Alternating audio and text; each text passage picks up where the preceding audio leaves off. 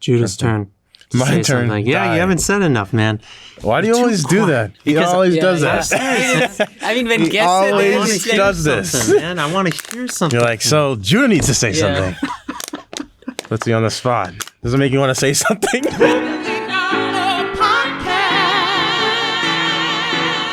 What is the most important aspect to filmmaking in your perspective? Story. Yeah. Okay. That's good. But if you have a good story and not skilled people making that story, it's as good as you not having a good story. So presentation of the story is the most important. Yeah. Which is true. And to me, like the best films is when the story and the visuals like all come together as this like perfect thing, you know. Which not all movies get that. Yeah, magic, as Josh likes to say. Yeah. Again, let's go back to film school. I mean, some people write good stories. I'm not saying they don't. Yeah, like Cuffed. But This guy. how they make it sucks. Yeah. Like, let's be honest. Like $15,000-$20,000, dude. We could make a feature film with that money. Like, if we made a feature film with $20,000, people would think we spent $100,000 on it. Yeah. For sure. That's true. Yeah, and they also say, but you still should never say, that's something I had to learn. You can't tell people how much you made a movie for. Yeah. It has to be a mystery. Yeah. People have to think like Montgomery Hill, that we had a full crew, that we spent $30,000. They know now. I don't know, whatever. Like they have to think like, this is a movie. Or else, because if you just tell somebody, like that kills the magic. Like the movies are, you're trying to make magic. An illusion. Yeah, an illusion. Yeah. It's so cool. It's the same thing with visual effects breakdowns. It's like, I don't like watching them, but I enjoy watching them, you know? I don't want to watch them, but I get a kick out of watching them. Totally. I mean, what would you say, because would you say when you first started making stuff, it was, visual effects was what motivated you? Yeah. That's what it seemed like, right? Yeah. So what would you say to somebody starting off in visual effects or interested in that, but they're intimidated by learning software and doing all the, Videocopilot.net. There you go. Yeah. What's his, Andrew Kramer? Andrew Kramer, yeah. Legend. Yeah. Just go there. I mean, the instructions might be really old now because that was like After Effects 3.0 or something. Yeah. But it still helps. Yep. You don't know anything. Just download the software. Go to one of the first tutorials. Just follow whatever he's doing. Along the way, you'll pick up stuff. That's it. It's true. Yeah. It's true. Because it is... I'm guessing that's how you learned. You started on Blender. Right? Yeah, Blender was... I have to go back to that because I really do want to learn it. But it was, finding Blender Guru's videos and just being like, wait, following everything. Yeah, I can make a photorealistic donut in a day or 2 days. Like, it blew my... Like, that's all I talked about for like a week. Like, that's all I thought about was like, just the idea that I have access to technology that I can make a donut that looks real. And then when I made that couch, I wasn't like, look what I did. Like, I was like, look what this software did, because this couch looks so real. Like, and I made this stupid thing off this tutorial, but like, I could literally go and sit on this couch. Like it was just, it's so exciting. And that's why I want to go back. But so many people have made that donut, have felt satisfied and left Blender. Yeah, like me. But you've made more than that. You made that office room or whatever. Yeah. But so many people make the donut, dude, and post pictures of it because they're so, like, it's a sense of fulfillment that they learned something and made something, It's like being a little kid. Yeah, exactly. When you realize, like, it's like realizing you can travel the world or something, or going like, the potential we have with technology right now is just it's amazing. Like watching Back to the Future, let's say, right? Yeah, and it's not even the technology, like what I've been seeing with these models and making miniatures. Like, if you're creative enough, even 100 years ago, even 50 years ago, you could have done something like pretty amazing with miniatures. And I've seen people talk about it from back in the film era, like what Peter Jackson did. I'm so impressed with what he pulled off 20, 30 years ago. Or Slice of Life. Yeah. Yeah, slice of life. Judah has seen that too. Yep. Yeah. I saw it. The creativity, man. It was what they did with. I mean, they used like the way he was going and like how he built the miniatures. And he just used things from the house and just like cardboard boxes, like cup holders, and then like what? And then they film it on a dolly, and then they have good lighting and then fog, and all that stuff. I want to get those people on a podcast because they're just amazing. Like it's sad that they don't have more views, and it's because what they accomplish to me, like that motivates me a lot. Yeah, because there are no excuses right now, especially now that we have digital and stuff. Like even back in film, there's no excuse to not become a filmmaker if you wanted to. But now with digital and like the technology we have, like if that's what you want to do and you're 12 years old watching this, like just go out and do it. Like you can make whatever you want. Like really, like I do believe that and that means you can make a big Hollywood film if you decide I want to do that and I'm going to spend the next 20 years trying to get to that point, But it's such a cool time to be an artist. Yeah. Because things are so accessible, people become lazy. Mm-hmm. Technology. Yeah. Because they think I can do anything anytime. Yep. Because if you look at people making movies in Hollywood, they're not from America. They're from somewhere else. They're from Australia. They're from countries in Europe because they have the drive to make something. Here, people are like, I'm already here, Yeah. So I'm on the top of the world. I don't have to do anything. You're right about that. Do you feel like that from where you came from? Like from back home? I mean, that's what I've observed. Yeah. With people's, people here. Yeah. So like in contrast to India, you'd say like in America, it's even worse, or like it's like a sense of entitlement or laziness. Yeah. With equipment. Sense of entitlement and laziness because you don't have anywhere to reach up to from here. Yeah. This is it. You're here, Yeah. It's so true. Yeah.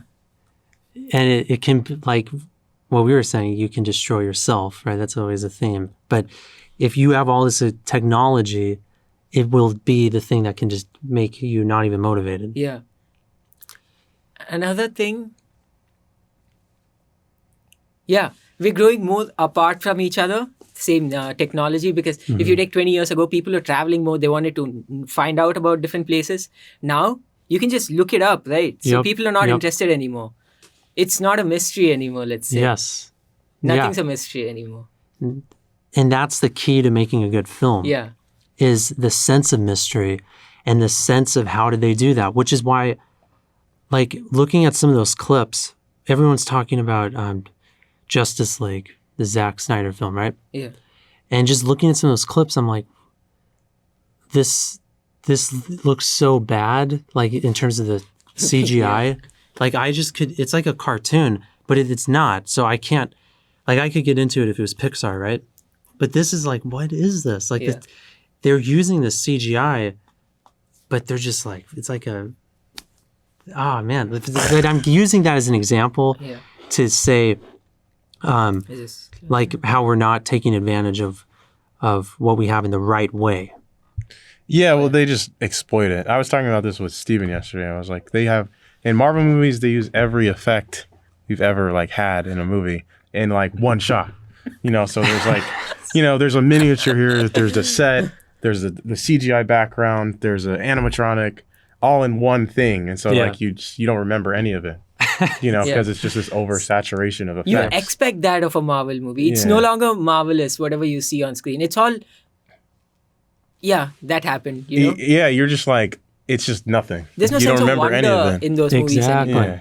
That's so pointed. That's exactly, if I could point down what my problem has been with like superhero movies, most films now, there is no sense of wonder. There's like, how did they do that? And I got that out of like Slice of Life. Yeah.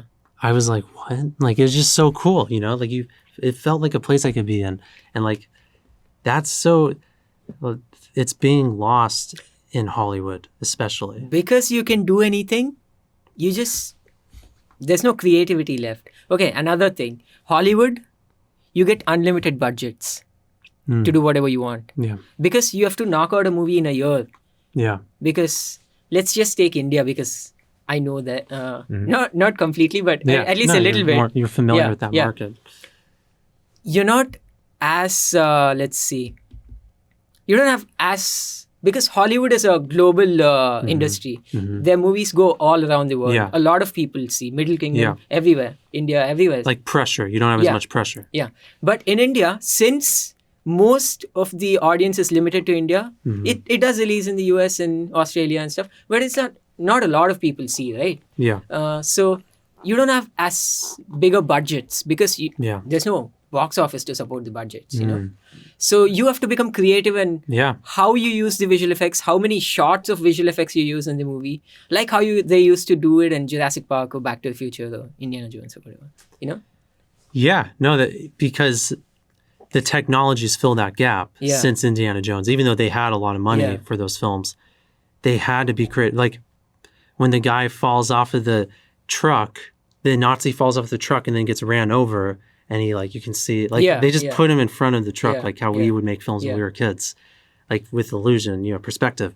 So that's an example of being creative. Nowadays, it would be a CGI car and a truck, and it's the new Indiana Jones. Because they don't even think about how other ways can be used, you know? Like, because that is easier, you don't want to take the harder way, which might look better.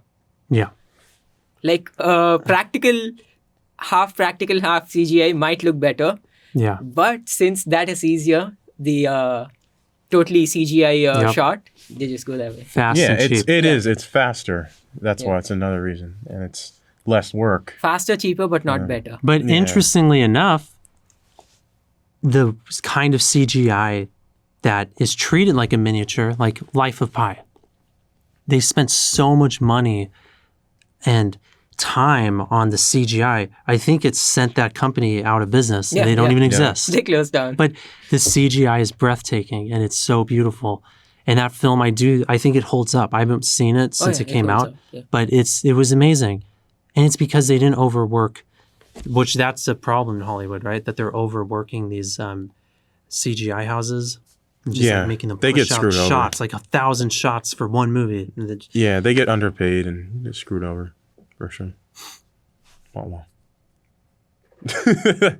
They do. Yeah, so they're losing the detail. Like, you should treat CGI. I mean, it's not, okay, another thing. There's no sense of the artist's involvement in the shot. It's like, you just get it done. It's because the artist is not putting themselves into the work. They're just like, we have to get this done. And it's like working at a software company or whatever, you know. It's just like, get it done, move on. It's corporate. There's no attachment. Yeah, exactly, corporate. There's no attachment to your work. Yep. Unless, No, that's true. Unless you grew up with that story, probably, then you might put some work into it, you know. No, you're right about that. It's sad, that, especially like the main, blockbuster kind of movies. Yeah. They have that. They have no voice. They have no creative voice anymore. Most of them. Because comparing Avengers 1 to Endgame, so much difference. Like, that was the first time ever on screen superheroes were coming together. That looked awesome. That looks great. But Endgame, it just looks robotic, dude. I don't feel anything while watching that movie. Yeah. I mean, I felt like that. I would say Iron Man is a better example than Avengers. Because to me, Avengers was where it already lost me. Like, I just had no emotional involvement. I know a lot of people did, which I'm still trying to figure out what happened to me. Because I'm like, I don't connect to them either. So. Yeah, but Iron Man, that's a good movie. Fun. That's a really good movie. People who hate Marvel, they'll still reference that film and the way it's written and the acting, because it's in the special effects. But yeah, Marvel's a really good example of. I mean, they have changed everything about movies now, right? Everyone wants to make franchises, including Godzilla versus Kong. Who watches that stuff? Dude? But I watch your own channel. They make money though, with stuff like that. Yeah, well, that's why they're doing it. That's just it's. I mean, I do agree with Scorsese that Marvel movies have kind of ruined cinema because of the fact that like nobody else can have that access to that kind of budget or that kind of stuff because only Marvel movies do it now because they're guaranteed to be successful. every single movie they've made has been successful. Guaranteed success. That's never happened before. That's a good point. Right. And like they've made over 20 movies, and every single one of them has made like over $1 million pretty much. So like they're not going to stop. Hollywood isn't going to stop giving them access to money until people get tired of it. Until what? Until they make 10 movies that don't work, let's say, in a row. Yeah, well, until people start getting tired of them, but people are getting. I don't want to say people are getting dumber because that's not true. People are getting. They are less. No. I mean, I think people are getting. They don't want to work for anything in terms of entertainment. They want something that's easy and fast. TikTok. But it never used to.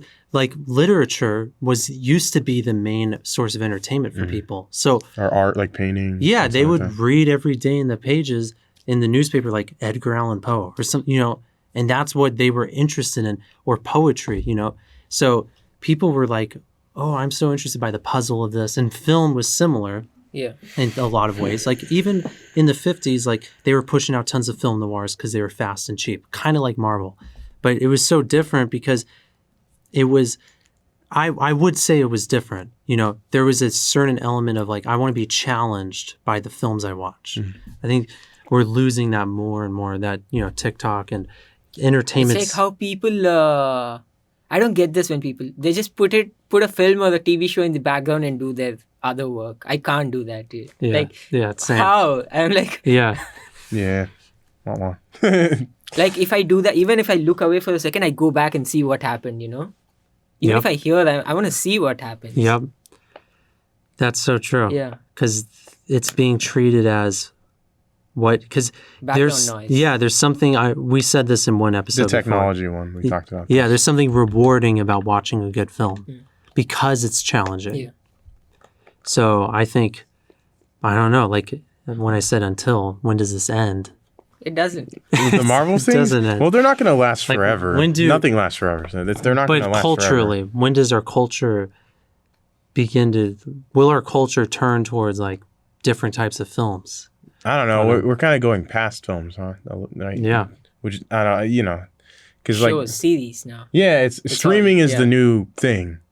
It's funny that you mentioned Justice League, because with that movie, like, he would have never been able to make a 4-hour cut in the theaters. They literally can't run that, and they would never ever do that. Have you guys seen it? I haven't. I saw it. Okay. So I didn't watch it. Yeah. It's I didn't want to pay for HBO. Yeah, that too.